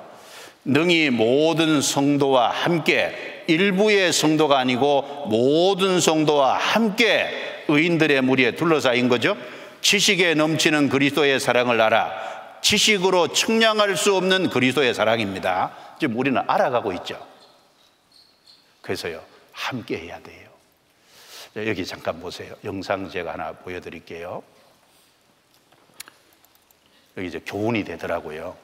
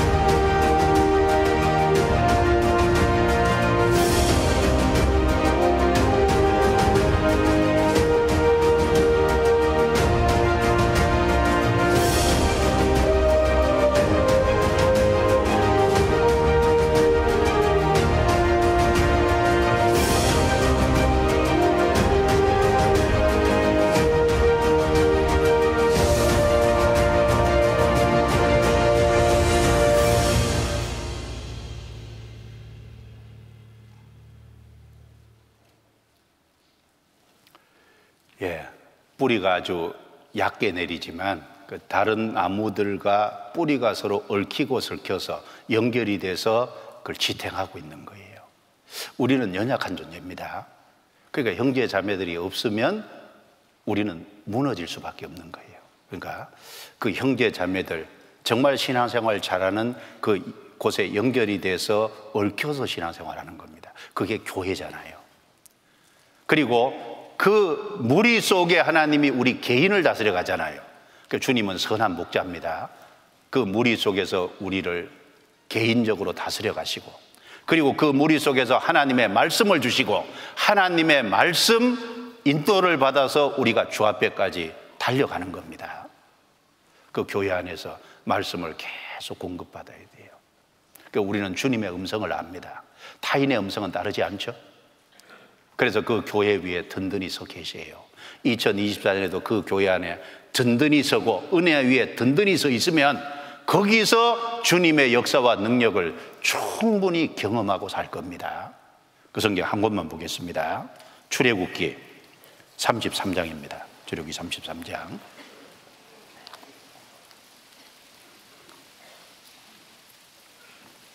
출애굽기 33장 20절부터 23절입니다. 제가 읽습니다. 또 가라사대 내가 내 얼굴을 보지 못하리니 나를 보고 살 자가 없음이니라. 여호와께서 가라사대 보라 내 곁에 한 곳이 있으니 너는 그 반석 위에 섰으라. 내 영광이 지날 때에 내가 너를 반석 틈에 두고 내가 지나도록 내 손으로 너를 덮었다가 손을 거두리니 같이 읽습니다.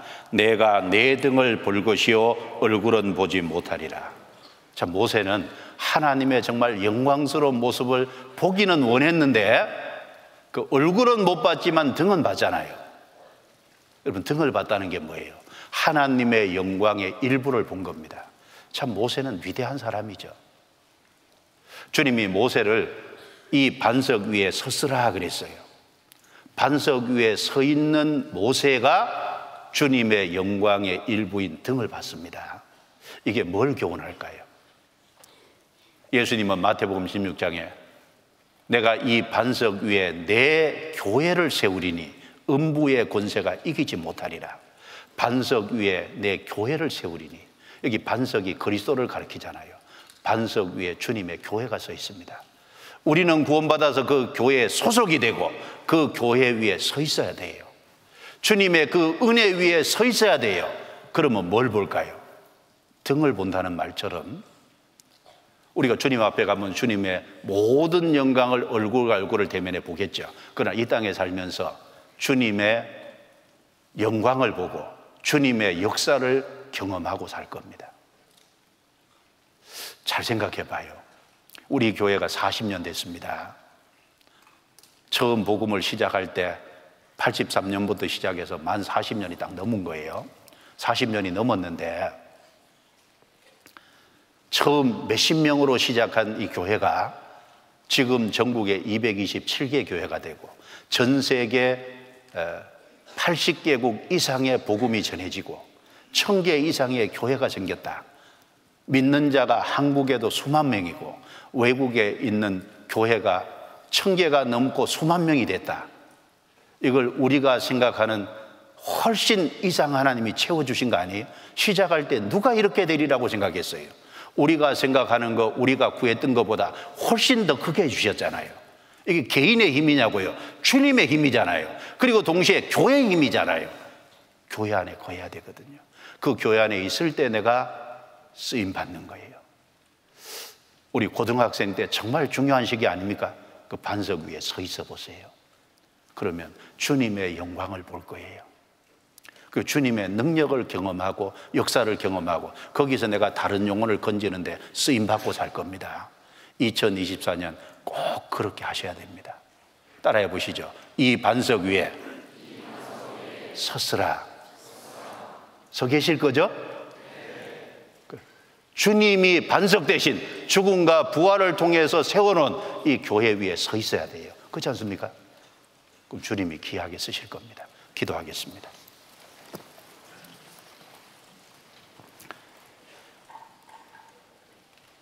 우리를 구원해 주신 주님 감사합니다. 비록 우리 개인은 약하지만 구원하셔서 주님께 소속이 되게 해주시고 주님이 머리를 두신 몸된 교회 안에 심어주시고 그 안에서 연결돼서 공급받고 주님의 역사를 경험하고 쓰임받게 도와주신 것 감사합니다. 지금 많은 학생들이 모여있는 이 모습을 주님이 선하고 아름답게 보시고 기뻐하실 것을 믿고 감사합니다.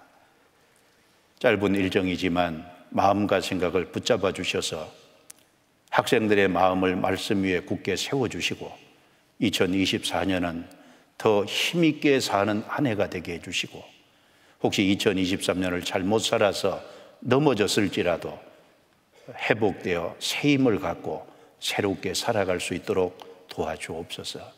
주님을 만날 때 잘했다, 착하고 충성된 종이라는 칭찬을 다 받을 수 있도록 도와주옵소서. 나머지 시간도 주께 의지합니다. 우리를 구원해 주신 주 예수님 이름으로 기도드리옵니다. 아멘. 수고하셨습니다.